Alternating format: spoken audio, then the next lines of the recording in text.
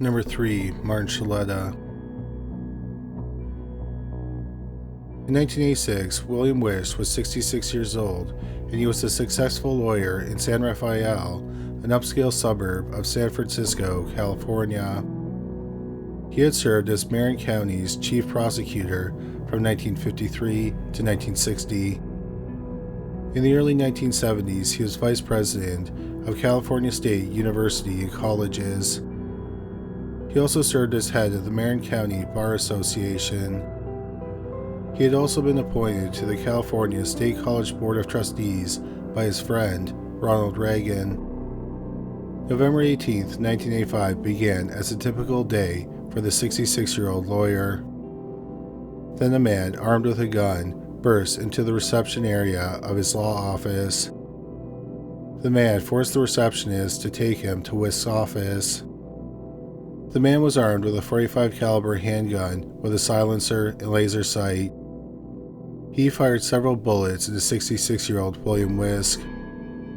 He then ran from the building and got into his van. However, he did not get very far because it was rush hour. The police stopped the van and ordered the gunman to get out. He refused to get out and a standoff ensued.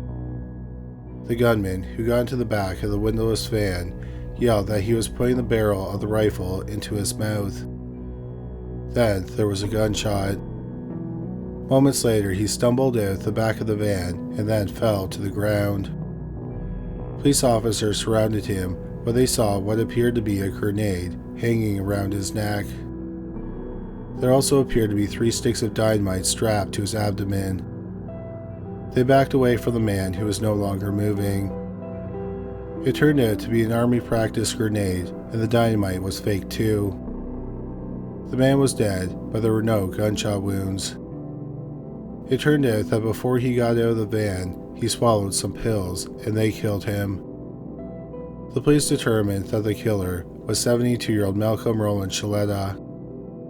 Schlette had a history with Wish that went back over 30 years. In the fall of 1954, Schlette and his wife were going through a bitter divorce. They owned the Blue Bay Tavern on Tamales Bay outside of Marshall, California. In September 1954, a small fire broke out at the bar, but was quickly extinguished, causing minimal damage. Schlette's wife filed a complaint with the police, claiming he started the fire. The police found evidence that backed up the complaint, and Schlette was arrested for arson. However, months later, before Schlette went to trial, the charges were withdrawn at his wife's request. Then, months later, in February 1995, there was another fire at the bar. This time, the Blue Bay Tavern was destroyed. Days later, Schlette was charged with arson, but he was released on bond. A few weeks later, on March 9, 1955, Schlette was residing at the Lodge Hotel in San Rafael. It caught fire that night. The fire spread quickly. 8 people were killed and 20 others were injured. Schlette got out uninjured. People noted that everyone but Schlette was dressed in their night clothes. He had his day clothes on, and he also had his suitcase. It was determined to be an act of arson. Schlette was interrogated, and he admitted to starting the 2 fires at the Blue Bay, but denied starting the hotel fire. The police found some discrepancies in their stories. However, he was not charged in connection with the fire because the county's lead prosecutor, William Wish, did not think they could get a guilty verdict. In May 1955, Malcolm Schlette went to trial for the 2 other fires at the bar that he owned with his estranged wife. William Wish prosecuted the case. Schlette was found guilty of setting the first fire that caused minimal damage. He was acquitted of setting the second fire that destroyed the bar. The usual sentence was 1 to 10 years. The judge chose to double that and sentenced Schlette to 2 to 20 years of prison. Schlette was furious, and at the hearing, he threatened to kill Wish and other people involved in the case. Schlette served about 11 years and was paroled on October 10, 1966. Shortly after his release, his friend called the police on him. Schlette had tried to buy a steel vest and a bazooka. For the parole violation, he was sent back to prison for 9 years. One day, in his cell, correctional officers found a hit list in his diary. William Wish was on the list. After Schlette was released, the police kept tabs on him, but he stayed out of trouble, and it didn't seem like he was going to hurt anyone he had a grudge against. But it appeared he was just biding his time, and then he struck. In Schlette's van, the police found more guns and a list with 4 names on it. All were involved in his conviction. The police are not sure why Malcolm Schlette picked that specific day, more than 31 years after he was convicted of starting a fire that he admitted to setting. Number 2. Linda Thomas. In the autumn of 2019, 69-year-old Zona Thomas lived in Rodeo, California with her husband, Donald. They had 2 children and 3 grandchildren. On October 16, 2016, their doorbell rang.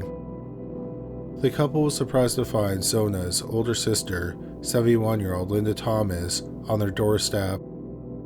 Linda had been married to Donald's brother, Richard. They lived over 800 miles away on Whidbey Island in Washington. Richard had died a year earlier in 2014. Zona and Donald were surprised by Linda's visit. One would think that a pair of sisters who married a pair of brothers would be close, but they were not. Linda had always been jealous of her sister and had held a grudge against her for years. She believed that Zona was considered the perfect child, and she was the black sheep. Things worsened when Donald and Richard's parents died. Their estate was worth about $1 million. Linda did not think they got their fair share of the money. When Linda came to their home, she seemed pleasant. Zona and Donald were relieved, and they thought they were going to finally mend their relationship. Linda, Zona, and Donald spent the day together and had a good time. That night, Donald went to bed, and Linda and Zona stayed up talking. Around midnight, Donald was awoken by a gunshot. Donald went into the kitchen and found his wife bleeding from a gunshot wound in the head. His sister-in-law was holding a .38 caliber revolver. Donald wrestled with Linda and managed to call 911. Police and paramedics arrived. 69-year-old Zona Thomas died from her injury. 71-year-old Linda Thomas was arrested and charged with first-degree murder. The police found a lot of evidence that she had been planning the murder for a while. Weeks earlier, on September 26, 2016, Linda went to her local newspaper office in Freeland, Washington. She prepaid for her obituary, which she had written. Weeks later, she sold the home she had shared with her husband. The day she signed the papers on the sale of the house, she got a ride to California with some friends. Among Linda's belongings, the police found what was described as a murder kit. It had ammo, a syringe, duct tape, and zip ties. Linda also had 2 laminated notes that were hung from a string around her neck. One was a copy of her driver's license, and the second was instructions to cremate her body if she were to be found dead in her sister's home. They believe that Linda planned to turn the gun on herself after killing her sister and possibly her brother-in-law. Linda Thomas went to trial in May 2018. Linda's lawyer contended that Linda never planned on killing her sister. She planned on shooting herself, but her hands were trembling too much, and she accidentally shot her sister. Family members of the 2 sisters said Linda was manipulative and dishonest. They also talked about the lifelong rivalry between the sisters and the grudge over the inheritance. Linda Thomas was found guilty of murder. 2 weeks later, on June 4, 2018, before Linda could be sentenced, she hanged herself in her jail cell. She was 74 years old. Number 1. Douglas Garland. In the summer of 2014, 53-year-old Kathy and 66-year-old Alvin Likeness lived in Calgary, Alberta, Canada. They were parents and grandparents. The couple had recently decided to move over 180 miles north to Edmonton, Alberta. On June 29, 2014, Kathy and Alvin held an estate sale at their home. Their daughter, Jennifer O'Brien, and her son, 5-year-old Nathan, came over to help. That night, it was decided that Nathan would sleep over. The next morning, Jennifer returned to her parents' home to pick up her son. When she got there, her parents and son were missing. She found clear signs that something violent had happened. There were pools of blood and bloody shoe prints. She immediately called the police and an Amber Alert was issued for Nathan. The police discovered that the house had been broken into. Someone had broken the lock on the side door with a drill. Outside the home, no trace of the trio was found. On July 4, 2014, 3 days after the grandparents and grandson went missing, the police released images of a Ford pickup truck. They had been reviewing CCTV footage in the area around the crime scene.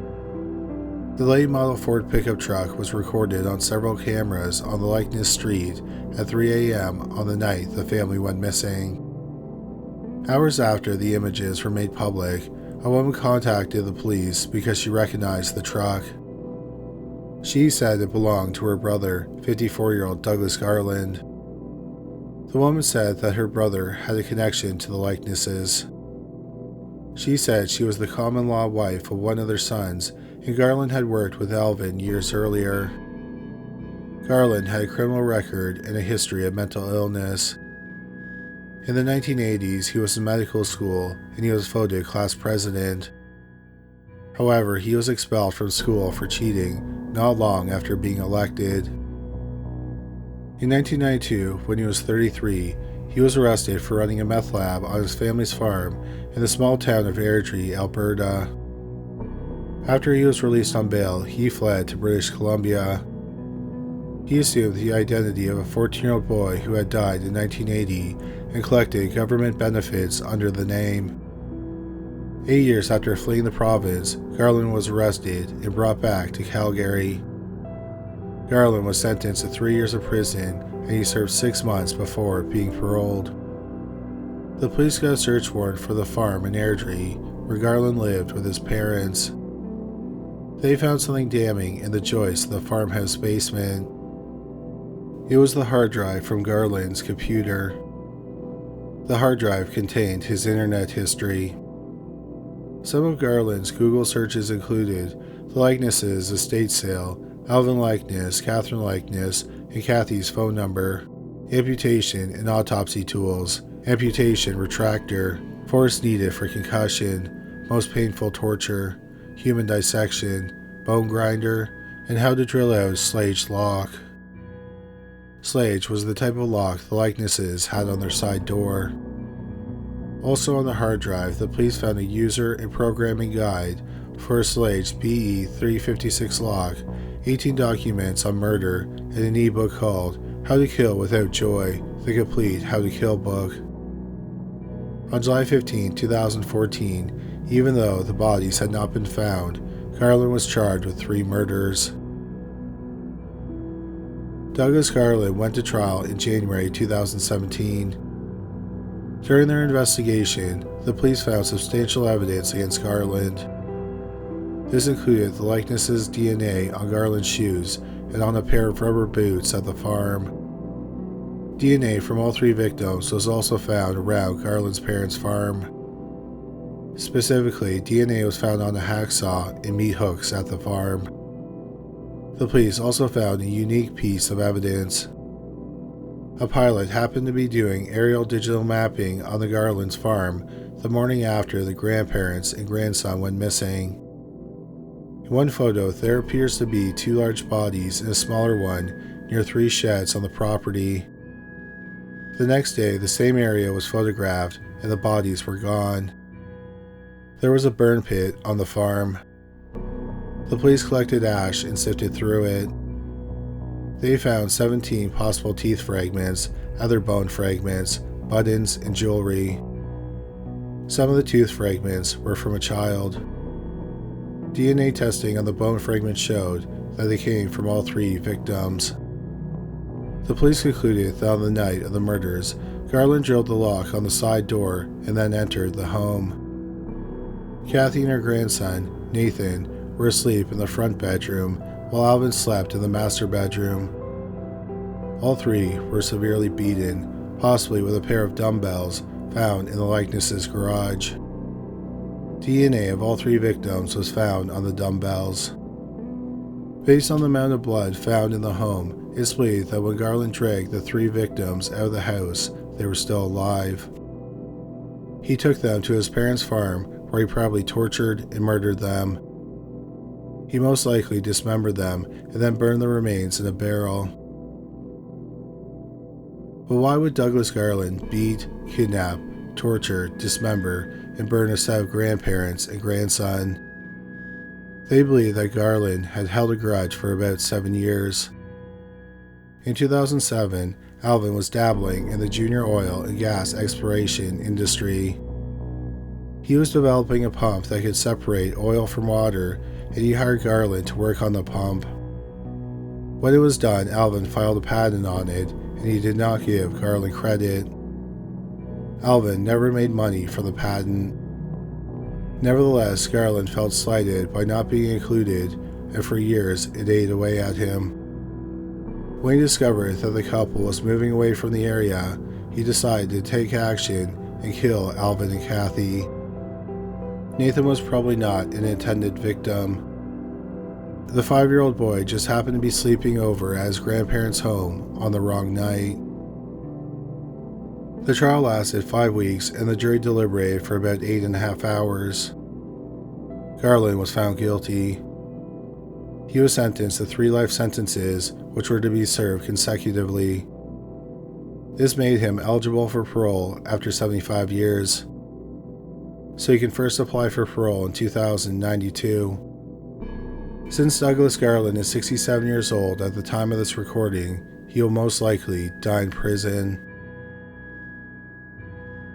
Thank you so much for watching today's video. If you enjoyed it, we'd really appreciate it if you subscribed. Also, don't forget to watch our shorts on YouTube, Instagram, and TikTok. Once again, thank you for watching.